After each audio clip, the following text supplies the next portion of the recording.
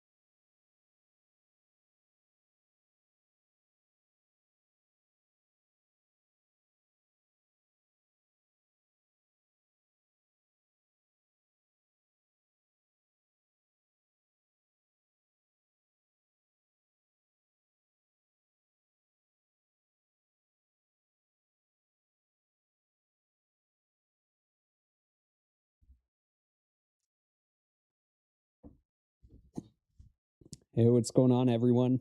It's Brandon Grable, clearly established here. So I'm just going to do a quick check 1 2 1 2. Just tell me if the sync is matching up. Okay, if not, we can address that. So if you have any questions or anything about the topic we're discussing today, go ahead, leave it down in the comments, and I'll do my best to get to it, okay? So just give me a thumbs up. Let me know you all hear me okay.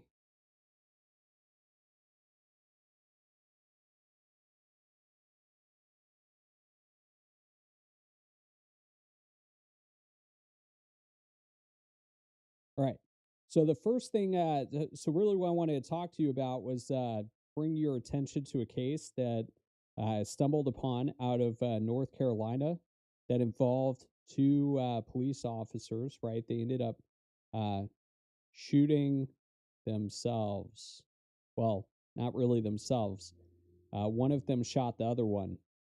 So in November of 2019, during a high-risk search warrant in Charlotte, North Carolina, Officer Loveridge, she fired 14 shots at a figure that was crawling out of a garage.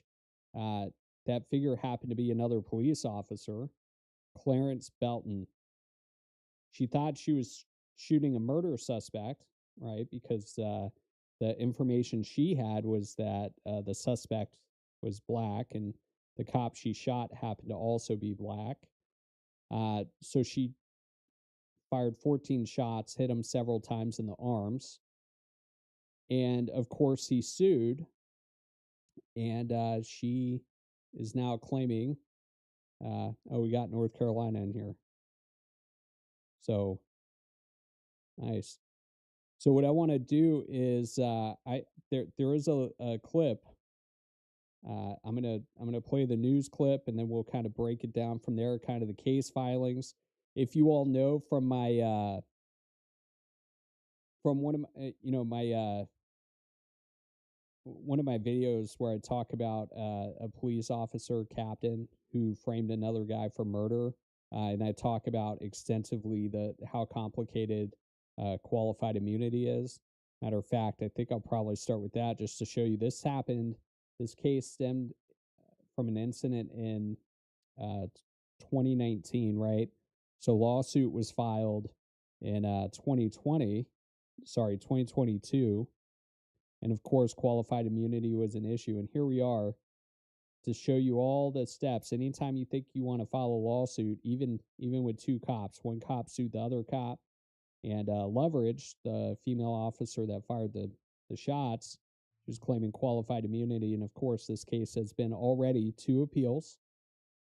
And here we are in 2025, the end of 2025, and the case is still alive and well.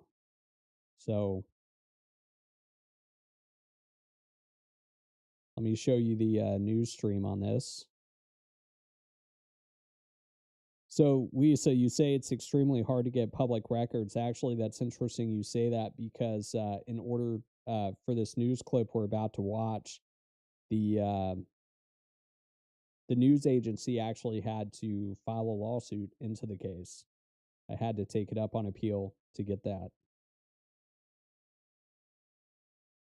Only on WBTV, new video sheds important light on the devastating consequences of a federal task force bust gone wrong. Yeah, the video comes as a result of WBTV fighting and winning for its unsealing in federal court.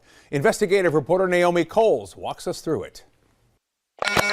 It's the early morning hours of November 1st, 2019. A man walks out of his home in Northwest Charlotte. Moments later, an FBI task force waiting outside closes in as he runs back into the house. From Gastonia Police, this is Task Force Officer Clarence Belton. These are his task force partners, and this is CMPD Officer Heather Loveridge and her partner. They're not on the task force, but according to court filings, they've been. So that's kind of an interesting fact, right? That's going to become an issue here. Is she's claiming, she didn't know the details, right? Called in for perimeter support. The task force has a search warrant as part of a drug investigation. What's about to happen after this man runs inside has become the subject of controversy and a lawsuit that spent years slogging its way through federal court. I've got 45 years of law enforcement experience. This is Dr. Roy Taylor, who I asked to watch the video with me. He's a police litigation specialist and longtime police chief with experience on federal task forces like this one. He has no connection to the incident or the lawsuit, but he researched both at my request. Here, I'm going to start it right before the suspect runs into the garage in the house. Belton and his partner, just off screen, are about to use a battering ram to take down the door. When they do, court filings say a woman is standing there, just off screen, with a gun pointed at them. Belton and his partner shoot. Belton feels his arm go numb, his gun drops, and he collapses and will later testify that he crawled and stumbled out of the garage while continuing to take fire. It's hard to see here. It adds legitimacy to the fact that he was actually crawling. There he is right there. You can just make out his profile. As he crawls, CMPD officer Loveridge fires at him.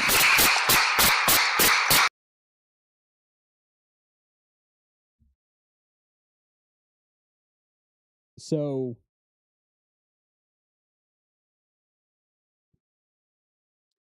okay, it says my volume is much lower. Let me see. Is that any better?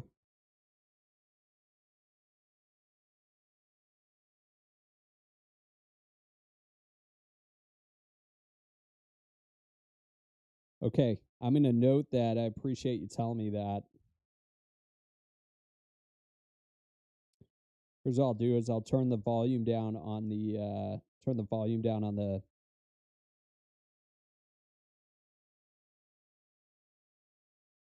Okay, hold on.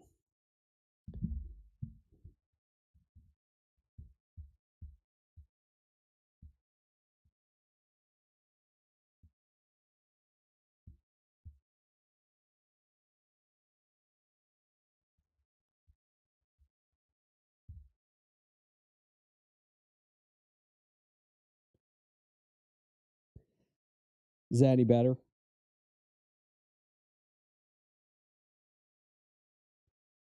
Just checking to see if this is better. I could probably turn it up a little bit more, unless you tell me this works.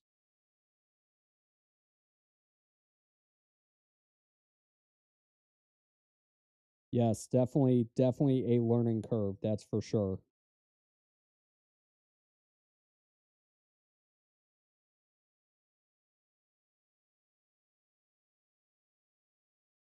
Oh, nice.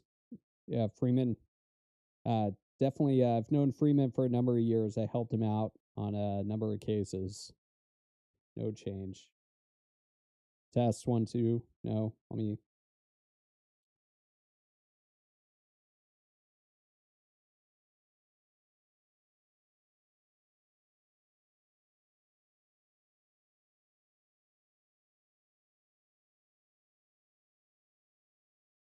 Is that any better?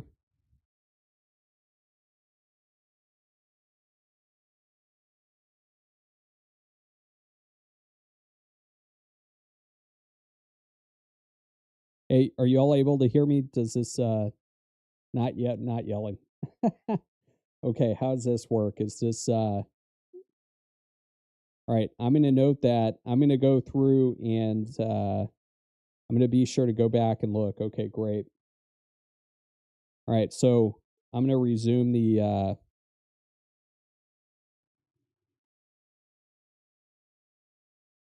video now.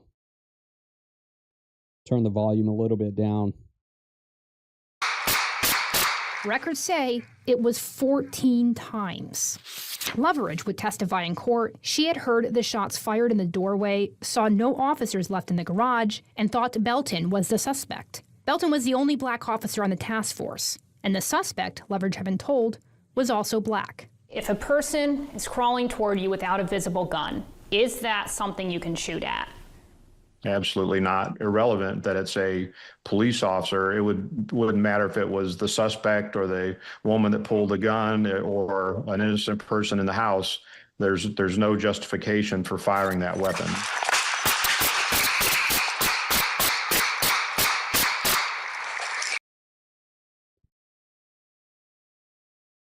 So for those of you who are Second Amendment guys or ladies, how many Otto,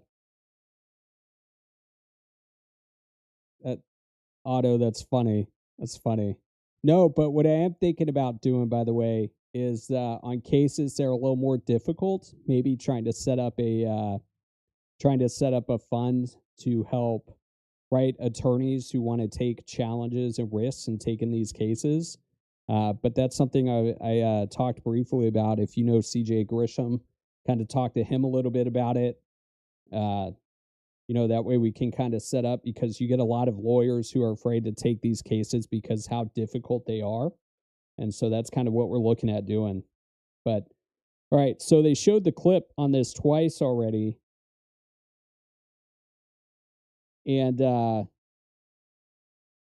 way she's shooting and hopping back and forth, right? I'm gonna stop the video.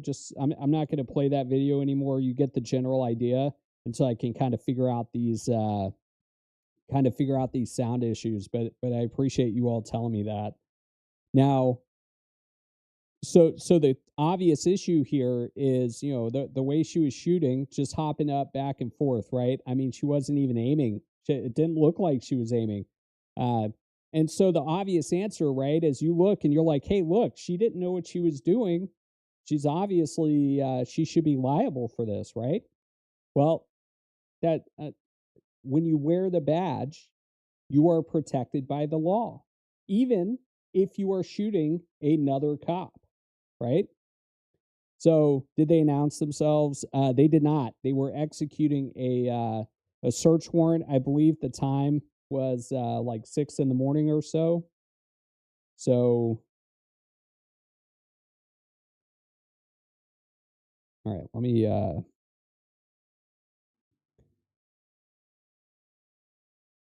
So this was the original complaint here. So it was actually filed back in 2021.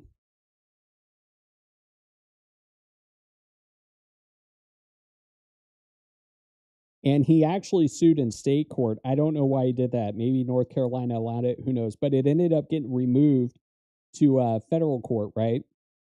So the officer involved was a 10-year veteran. It's married, and in addition to being a normal police officer, he was a special federal task force officer. And so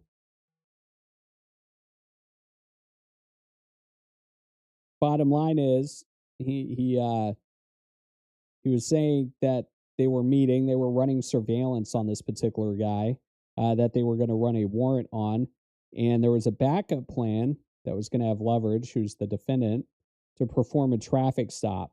So the goal was to, pretextual traffic stop on the guy, and to try to see, let me go back. So there was because there was a federal search warrant. They thought the guy was dealing meth, right?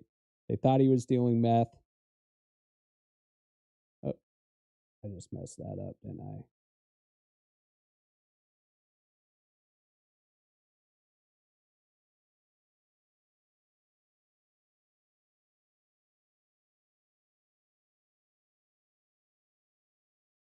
Try and get this where you all can see it okay.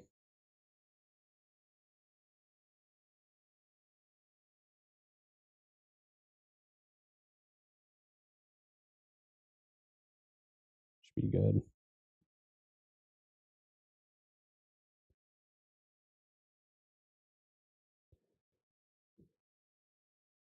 Okay, so there was an ops plan, right, to execute this warrant. And so that's what was happening, was they were going to initially try to pull him over, execute the search warrant when they knew he was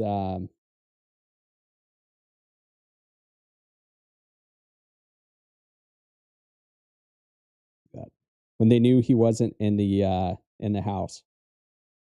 But that didn't work out as planned, right? So FBI's involved, local law enforcement's involved, and then Allegedly, Loveridge, who's our defendant officer, she heard someone say he's running. She did not have her body camera on, of course. So she ran up to the garage, right? Ran up to the garage. So she was not even, she wasn't even part of the raid, or I'll call it a raid.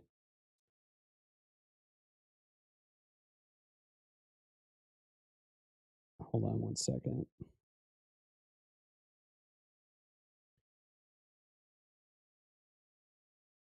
She was not part of the raid at all. She hears he's running. So what does she do? According to this complaint, she jumps out of her patrol car and she immediately just starts firing at a black man that happens to be in the garage. And then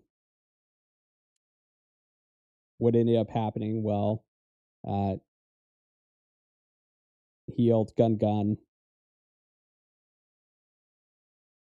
And then next thing he knows, his right arm goes numb, drops his weapon. Why? Because he was shot several times.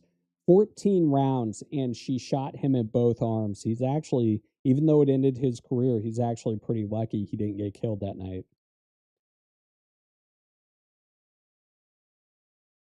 Hey, what's hi from Iowa. So what ended up happening, she fired as he was trying to exit the garage. He did not have a gun. And then so that's kind of the issue, right? Is officers, in this instance, she's claiming she gets qualified immunity, even though she shot at an unarmed man on a search warrant execution where she wasn't even supposed to be involved. And here we are years later from an incident in 2019. It's 2025. And it's actually really interesting what happened in this case, because courts, in my experience, are really quick to jump on qualified immunity, but that didn't happen here, and I'm going to show you why. It's only if I could be so lucky on my cases. So here's also what's interesting about this, right? So I'm sure you all are not going to be surprised by this, but what ended up happening, pursuant to a quote new policy, the state investigated the use of deadly force. And the district attorney, you all saw the same video that we saw, just now. By the way, I did request the full videos. If I get them, I'll see how I make them YouTube friendly or whatever to be able to show those. So just keep an eye out for that. But in this case, of course, the district attorney reviewed the information and in July 2020 decided not to charge her. So I mean, are we surprised by that? And then after the state board or Bureau of Investigations completed its review, there was then a internal investigation for the police department. And then on September 2020, there was a hearing before an independent shooting review board. Makes you think, how many shootings are taking place for there to actually be an independent shooting board? But of course, the board determined that that her actions were not consistent with the police department's policy. Why? Because she's shooting at an unarmed man. She didn't identify him. There's really no reason for it. So they determined that the shooting was not justified, and then she was suspended. She wasn't fired. She was suspended, right, initially. But then she was cited to the Civil Service Board for termination. So then, of course, we get the causes of action. Some of them are state claims, right, negligence. I'm not really going to get into that. Second, another state claim, right, assault and battery. Not really what I'm interested in. So it ends up going to, so it's really the, good question. I'm not here to argue facts. Great question. Or not question, comment, right? It's not really independent, but I am surprised that they determined that the shooting was bad. You don't really see that, right? I see. Okay, I see what happened here.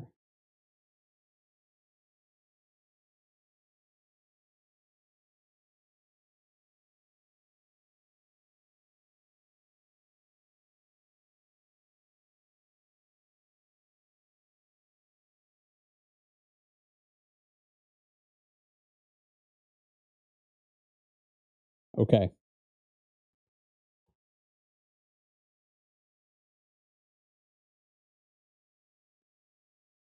Actually make this work a little better in my favor. Just trying to get oriented, right? Don't really do this, so trying to see how do I make this work for me.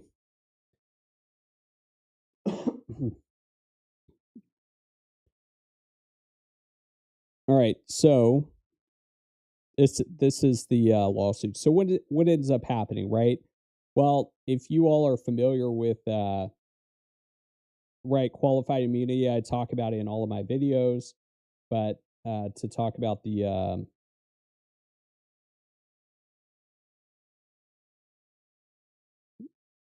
second here.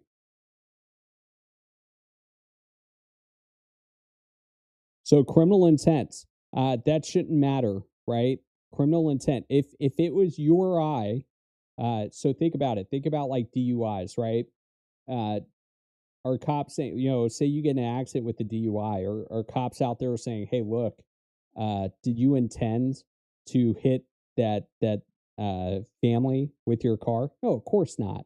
Right? Does that mean you get away with it? No, absolutely not. So criminal intent really doesn't matter. At the end of the day, though, you have an officer using deadly force who probably shouldn't have used it. She wasn't involved. She wasn't part of the planning, right? And that's actually, as you see, that's kind of part of her defense, her defense in all of this. But so with respect to qualified immunity,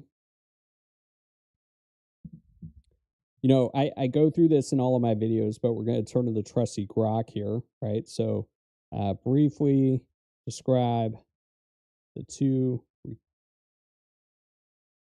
test to overcome qualified immunity.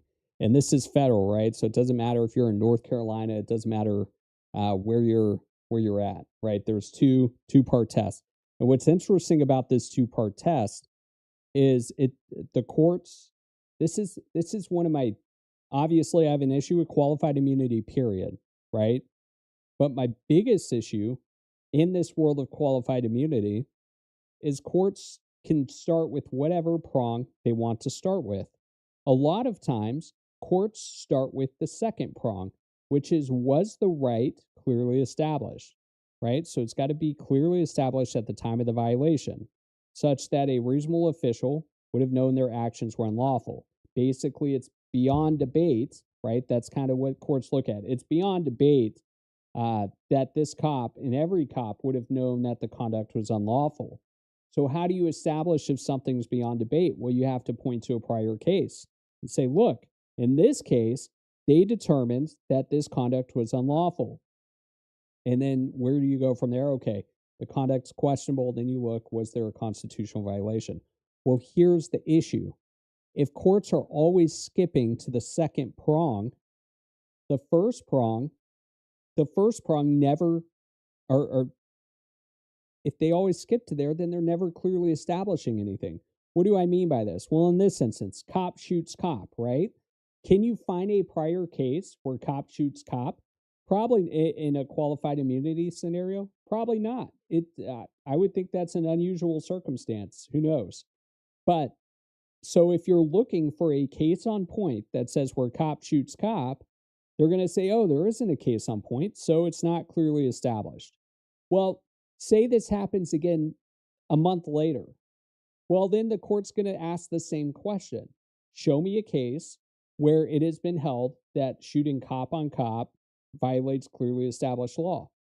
Well, that person or that plaintiff's going to go back to this case and be like, look right here, the court addressed it. But you know what the court never did? They never actually answered whether cop shooting cop in this scenario violated the Constitution. So if you bring all these lawsuits and the courts never answer question one, that it never gets clearly established. Do you all see the irony in that? And it's got to be, yeah, right. It's got to be exact circumstances. That's exactly right. Well, not exact. That's a little skewing it. But yeah, it's got to be close enough to where it puts it beyond debate, right? So there's a ton of cases, a ton of different cases where the courts can find the slightest little change, and they'll say, based on this change, we're not going to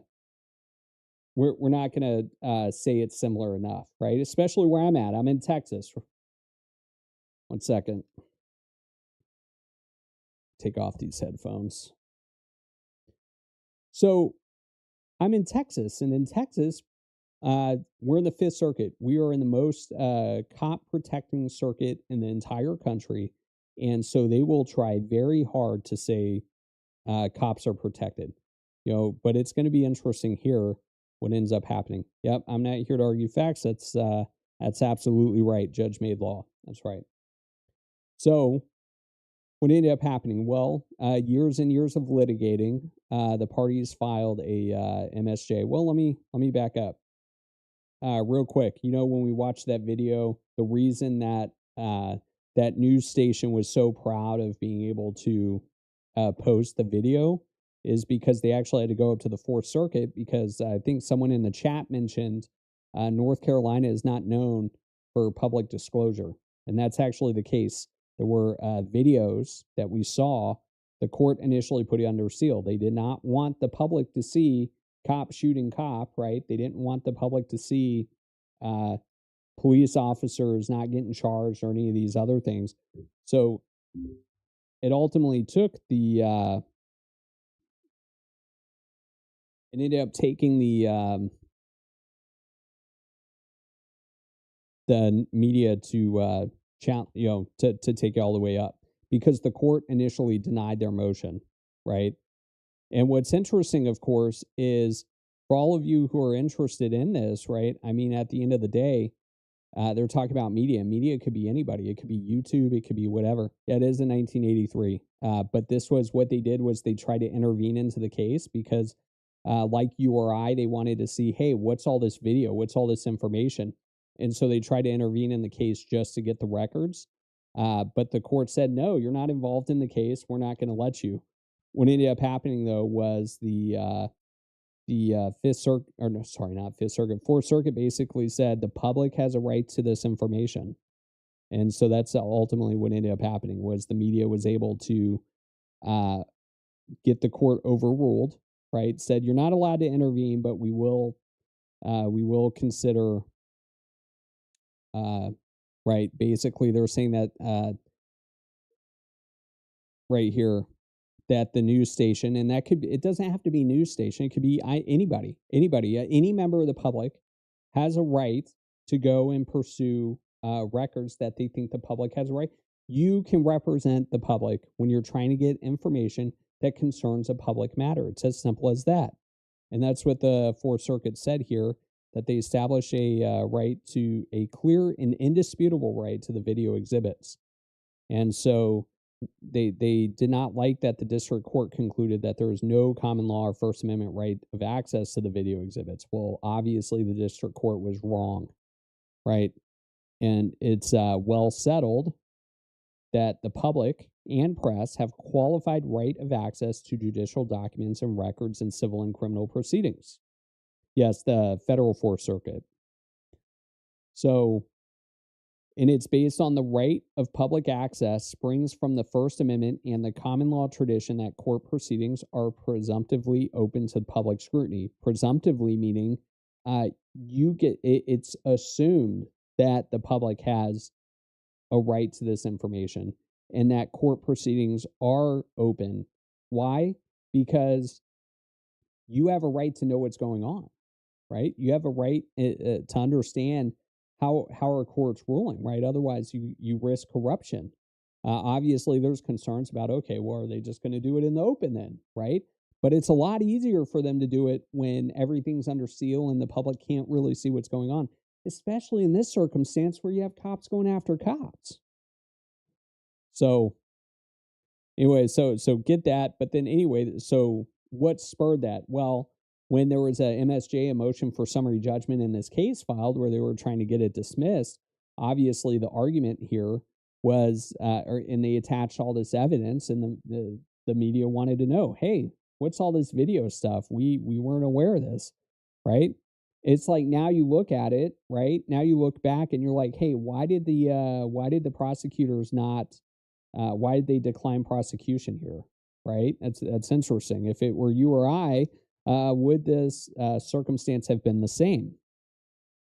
So they end up filing a summary judgment, and of course it's the defendant, right? So Loveridge is basically, right, here's what's interesting about this document is it is 148 pages long, and what ends up happening is, just to show you how absurd this is, right, when we go down to her actual argument piece, out of this 148 pages, her legal argument, all right, the first is interesting. She opens up with, the shooting was lawful. So she was saying that shooting another police officer was lawful. That's what they opened up with. And as a result, right, she's not liable. I mean, you can't make this stuff up. And then the second argument, and this is what's interesting about this, right? Alternatively, Loveridge is entitled to qualified immunity. I don't know the attorneys on this case, but here's what I would tell you. If I'm representing police officers, and I would never represent a police officer with respect to qualified immunity, unless maybe suing other cops, right? But in this instance, doing the qualified immunity as an alternative argument really doesn't make any sense, right? Makes zero sense. Why? That should be your strongest threshold argument. Courts are going to grant it all the time. I'm going to tell you why that would have worked out really well here.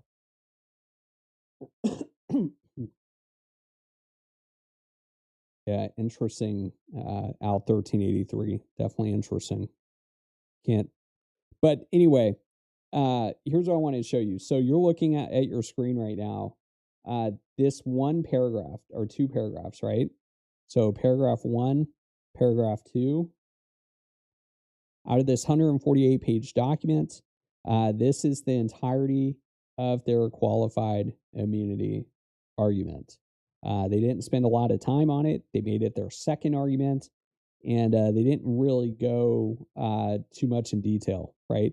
They basically just said, even if Loveridge violated Fourth Amendment rights by shooting him, right, and using deadly force, qualified immunity protects her.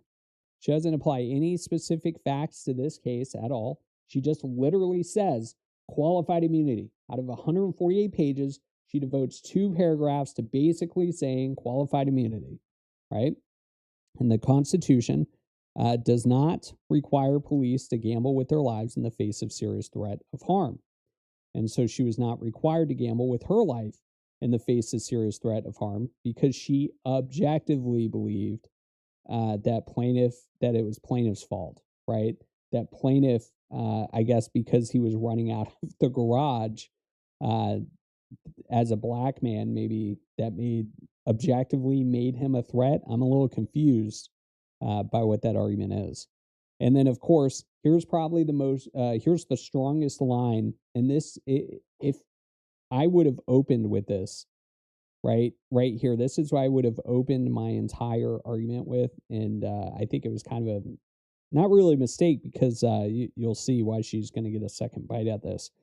But I would open, plaintiff is unable to show that defendant Loveridge violated a clearly established constitutional right.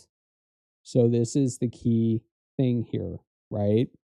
What do you need to do for clearly established? Remember, you have to put it beyond debate that shooting another police officer in that circumstance was unlawful. And of course, there was not a case on point for that.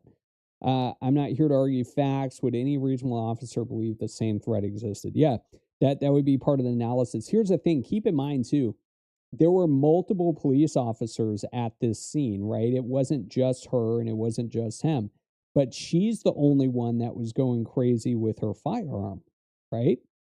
Like, what was she doing? And if you saw, she was kind of skipping while shooting too. And I think half her shots hit him. The other half, who knows what. But if a judge were to construe the qualified immunity claim pretty strictly, and a lot of them do in my experience, this officer is going to get qualified immunity because there's not a question. There's not another case on point. So, and just to kind of give you the facts of what her position is, right? Anyway, but I guess before we do that, what ended up happening? Well, the court denied the MSJ the summary judgment. So the summary judgment, what happens there is after all the discovery is completed in the case, the parties move for what's called a summary judgment, basically saying, hey, look, we don't need a trial on this because everybody's agreeing on this set of facts. And if you agree on this set of facts, it's undisputed that there's no right to recovery. Or the plaintiff could also file too and say it's undisputed that that the plaintiff should be awarded. And so as a result, there's no need for a jury. There's no need for trial. Everyone agrees on the evidence. There's no genuine issue, right? That's the standard MSJ process.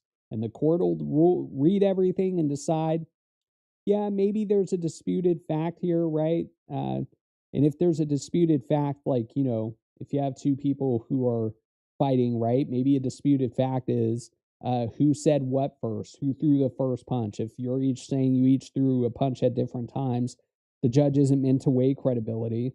They're going to let a jury do that. So what ends up happening here on a qualified immunity analysis is before the judge even gets to that, they're supposed to look at that two-prong issue. Is qualified immunity, right? Is there a constitutional violation? And is it clearly established, right? And so the court won't even look at disputed facts until that point.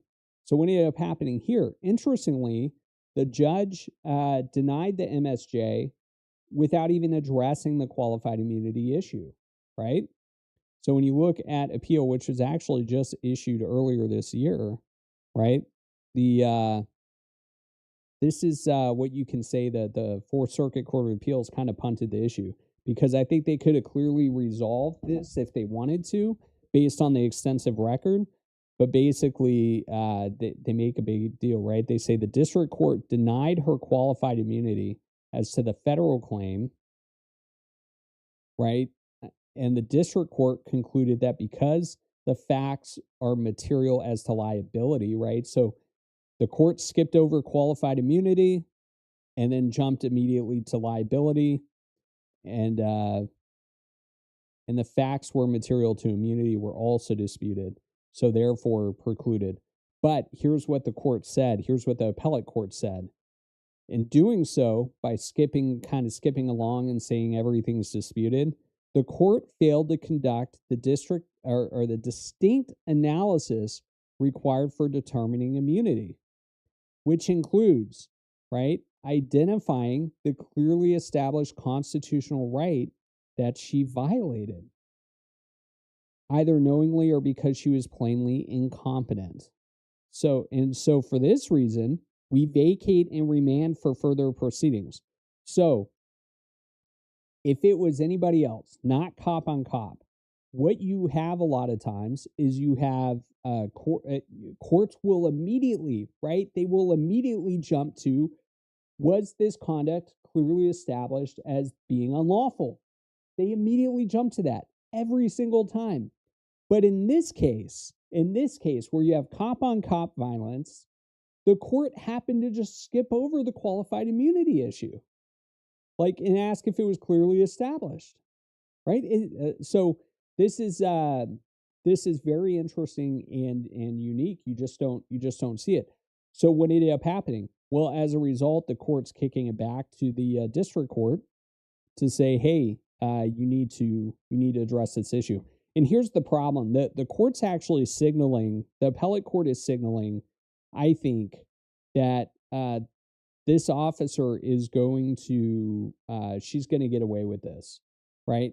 And why? Because I think the appellate court's probably saying, hey, I don't think there's anything clearly established here, but we're going to give you a chance to argue it, right? So it goes back to the district court, and the district court says, hey, parties, cops, cop on cop, I need you each to present a brief as to whether or not this is clearly established or not, right? So they get a second bite to try to make this argument.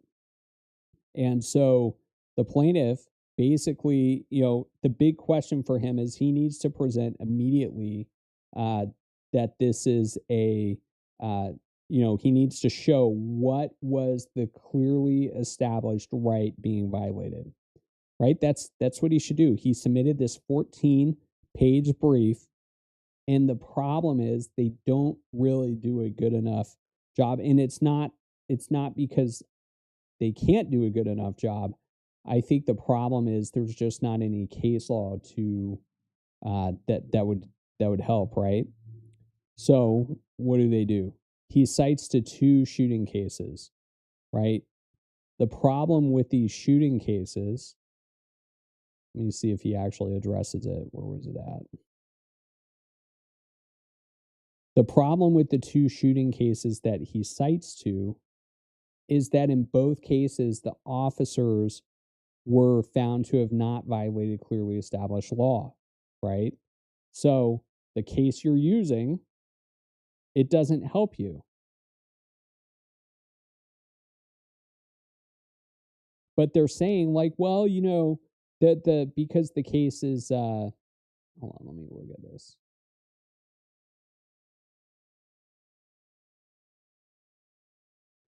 Okay. Failed to determine, so to assist, where was it at? All right, right here. So he presented 2 specific cases, right?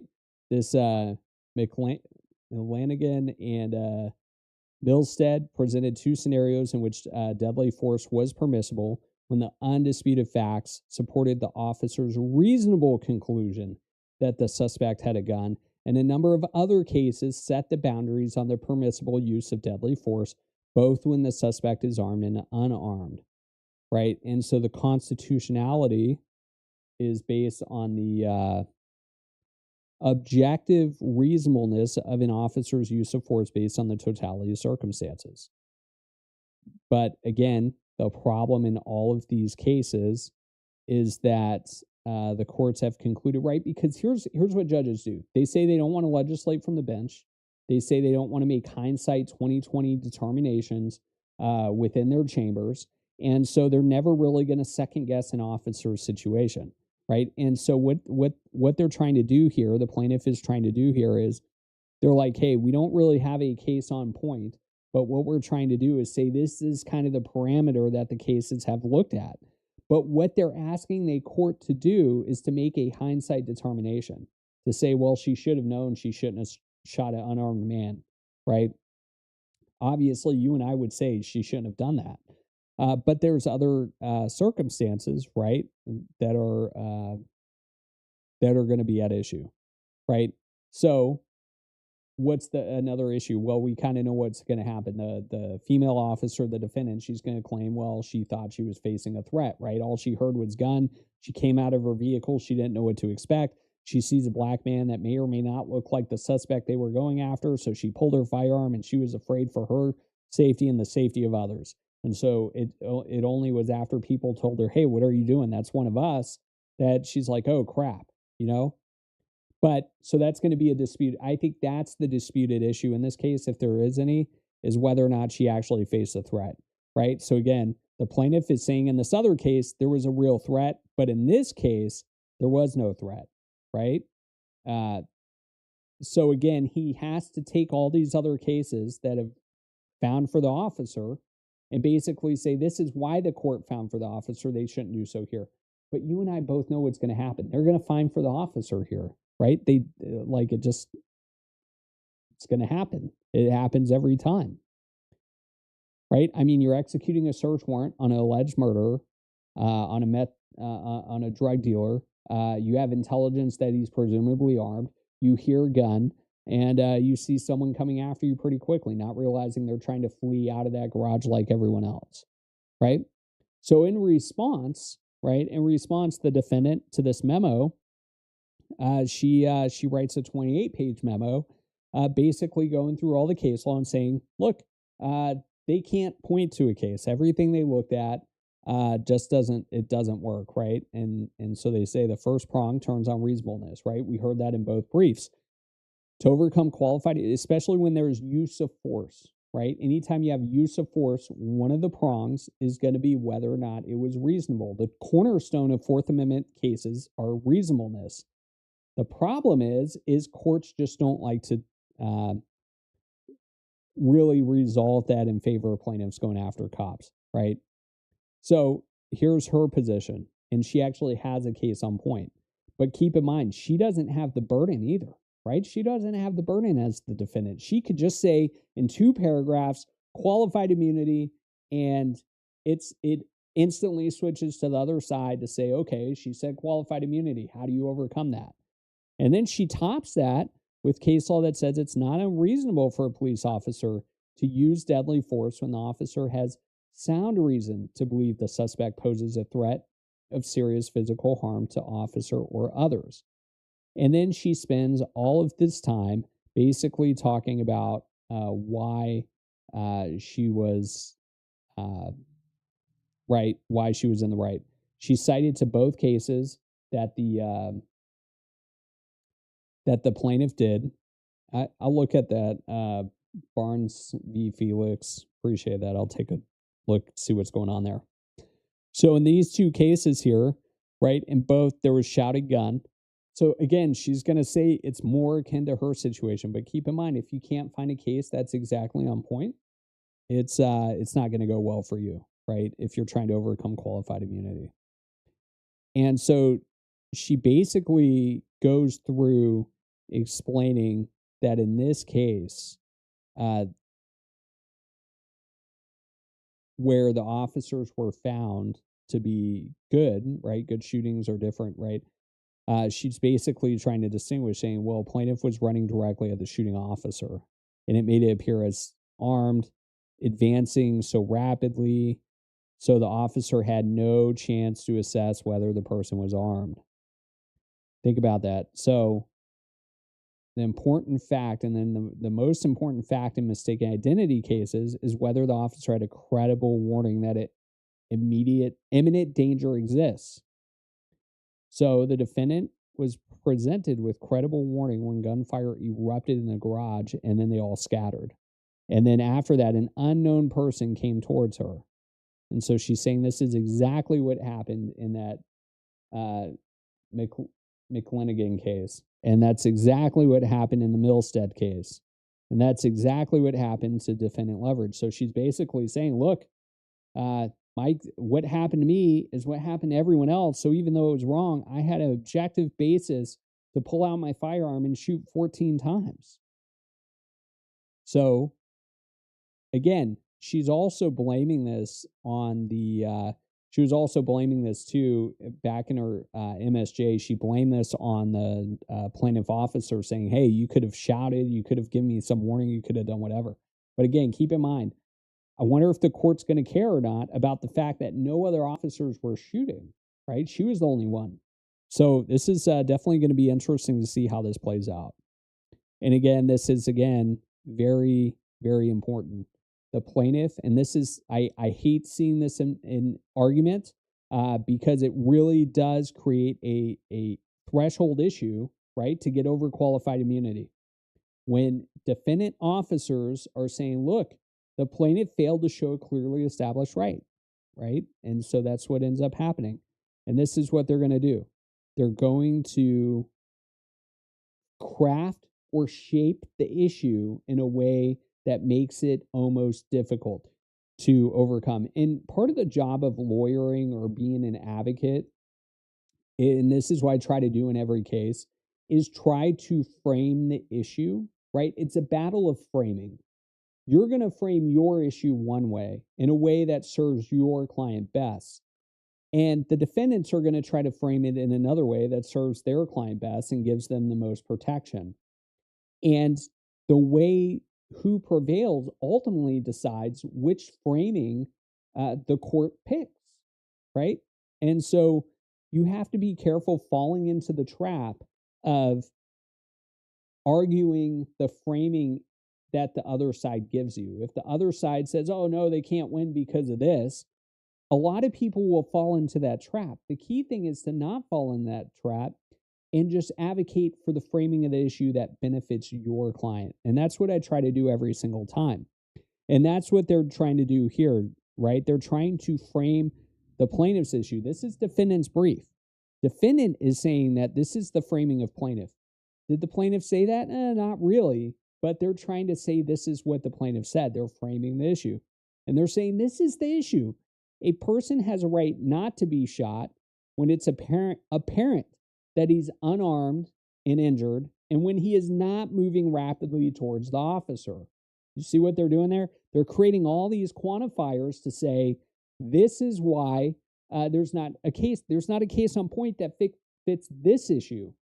Well, of course not, because you made the most absurd possible issue to make sure that they can't overcome it. And then what do? And I thought this was really strategic of the defendants, right? They then went through one by one all the cases saying, hey, look, so the case is cited, it doesn't endorse the clearly established right advanced by the plaintiff, right? Because it says nothing about, look how they related back to one of the prongs. It said that case says nothing about not rapidly moving towards the officer. See what they did there? They're saying, hey, judge, this is the standard that we created that everyone agrees to, even if it's not true. Now look how these cases don't fit that scenario. And so for that reason, the plaintiff can't demonstrate a clearly established right using this definition because the defendant did not perceive him to be unarmed and not dangerous. So just basically goes through and then reiterates all the factual background and then just basically demolishes. So and then what ends up happening? Well, you have to attack the framing of the other party, right? And so that's what they do. They spend a lot of the argument. Plaintiff has impermissibly defined the clearly established right in a highly generalized matter. Why is that important? Because for qualified immunity, it can't be highly generalized. It needs to be so on point that it puts the issue beyond debate, right? Those are the key phrase words. And so what they did was they framed the issue the way that they knew they would win. And now they're attacking the plaintiff's framing of the issue, saying it's too generalized, right? Comparing apples to oranges, right? So for that reason, that's ultimately what they're trying to argue. And so what do we have here? We have cops that shoot other cops. Can we be surprised, right? Maybe I shouldn't say that, but so it's an interesting issue. I thought this was very interesting because one, it's the scenario of a police officer shooting another police officer. Two, you have an issue where another issue where the cop sues the other cop, asserting Fourth Amendment violations, and then they go through years of litigation and they present the issue to the court trying to get it dismissed. 2 paragraphs on qualified immunity. The court never addresses qualified immunity, but I guarantee you, if you pull up every other single police misconduct case in North Carolina, maybe even for that court, I guarantee you they are evaluating first and foremost qualified immunity and whether it was clearly established. They didn't do that here. Why not? Right? That's interesting. And it was so glaring that the Fourth Circuit Court of Appeals caught it almost right away and kicked it back and said, you need to fix this, district court, do this. So rather than the district court just saying, relying on the original briefing, they then allowed them to do rebriefing, right? I mean, it's so absurd that a normal plaintiff would not get that opportunity. But even with all of that, I am absolutely concerned that this officer is going to get away with it, that the court's probably going to say it's not clearly established. So what could end up happening, right? And this is what I encourage everybody to do in every single civil rights case that they're involved. even if you know that you are in a losing position, even if you know that it's going to be difficult to overcome, whether it's clearly established or not, you need to ask the court, or your lawyer needs to ask the court to make it clearly established. And how do you do that? Answer question 1, right? Answer question 1, right? They always skip to question 2. Was it clearly established? They never answer, was the conduct unconstitutional? Why is that important? Well, if you all know the Turner v. Driver case out of the Fifth Circuit, yeah, appreciate that on the audio. I'm going to definitely look into that to make sure next time is better. Okay. So appreciate the feedback on that, guys. So if you know the Turner v. Driver case, right, the issue was whether or not in the Fifth Circuit, whether or not it was a First Amendment right that you could film police. It was not, quote, clearly established in the Fifth Circuit. But what ended up happening was in the Turner v. Driver case, that lawyer did the right thing. He said, well, if you're going to say it's not clearly established, can you at least say whether or not it's constitutional or not? And what ended up happening was the court said, going forward, it's not clearly established at the date of the incident back in 2017 or whenever it was, but going forward, it is clearly established. So when you have a civil rights case, you need to get these judges, you need to apply pressure and say, answer question 1. Why? Because even if you lose that case, you can make it a lot easier for everyone that comes behind you with the exact same issue. And it could even be you, right?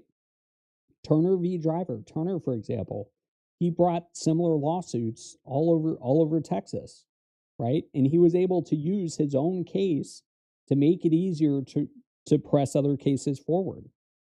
So that's what I encourage. If there is my job is the way I see it is to educate you on qualified immunity and to defeat it, right? Obviously, we want it to go away.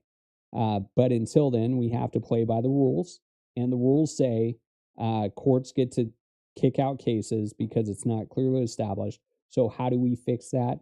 Well, we have to fight to make these things clearly established, right? So I wanted to talk briefly about this case, kind of test out live streaming to see if this was any better. So at this point, are there any questions or anything? I appreciate you all coming on. I absolutely do. So I'll just be on a couple of minutes to let the delay catch up to see, just in case I missed anything.